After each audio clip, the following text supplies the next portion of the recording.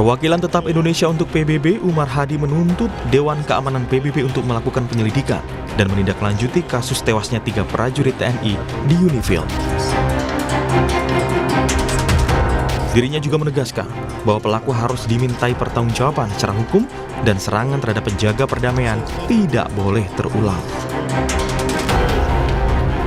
We demand the Security Council to keep abreast of the investigation and to immediately follow up the results. We demand that the perpetrators must be held legally accountable. Immunity must not become the standard, and attacks against peacekeepers must not be repeated nor tolerated. We also demand a firm guarantee from all parties involved, including Israel, to uphold their obligations under international law, to immediately cease attacks and aggressive behavior that endanger UN personnel and property, and to refrain from any action that further escalates the hostilities.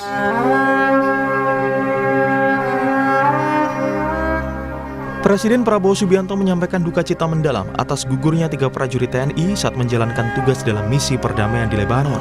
Hal ini disampaikan Presiden Prabowo melalui instastory akun resmi Instagram @prabowo. Prabowo bilang, "Innalillahi wa inna ilaihi roji'un."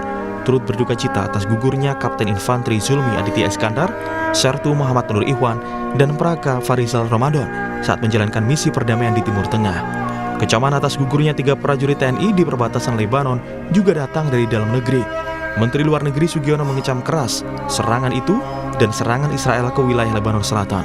Pemerintah akan bertemu PBB untuk mendorong investigasi dari Unifil. Pemerintah Republik Indonesia mengucapkan bela sungkawa yang sedalam-dalamnya, kemudian juga mengecam keras insiden ini, dan juga mengecam keras serangan-serangan yang dilakukan oleh Israel di wilayah Lebanon Selatan, dan kembali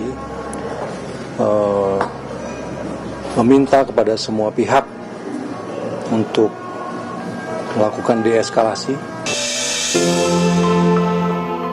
Sementara itu, Wakil Ketua Komisi 1 DPR RI Dev Laksono bilang, prajurit TNI yang dikirim dalam misi perdamaian bukan untuk gugur di medan perang.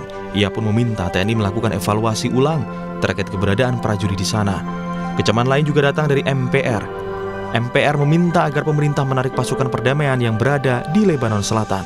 MPR juga mendesak PBB agar segera mengusut dan memberi sanksi kepada Israel atas serangan yang membuat 3 prajurit TNI gugur dalam misi perdamaian.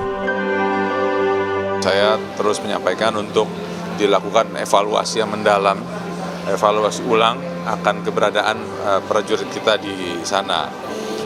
Semestinya ini sudah harusnya ada rotasi di bulan Mei. Apakah itu mereka perlahan dikurangi jumlahnya atau operasinya itu dirubah? Majelis Permusyawaratan Rakyat mendesak kepada Dewan Keamanan PBB untuk segera menggelar sidang penyelidikan dan menjatuhkan sanksi terhadap Israel. MPR mengusulkan kepada pemerintah untuk memberi penghargaan terhadap TNI yang gugur dan terluka, serta keluarga yang ditinggalkan. Sesuai dengan konstitusi yang memerintahkan untuk melindungi segenap bangsa dan tumpah darah Indonesia, agar Indonesia menarik pasukannya dalam misi perdamaian tersebut, karena ini adalah daerah yang membahayakan bagi keselamatan TNI, seperti yang terjadi di Lebanon Selatan ini. Indonesia mulai berpartisipasi dalam misi Unifil sejak 2006 dengan mengirimkan pasukan TNI dalam kontingen Garuda. Sejak itu, kontribusi Indonesia terus meningkat. Hingga April 2024, Indonesia tercatat sebagai penyumbang pasukan terbesar di Unifil dengan lebih dari 1.200 personel, mengungguli negara lain seperti India dan Ghana. Pengorbanan 3 prajurit TNI di Unifil bukan hanya kehilangan bagi keluarga dan bangsa Indonesia, tetapi juga bagi komunitas internasional yang menggantungkan harapan pada para penjaga perdamaian.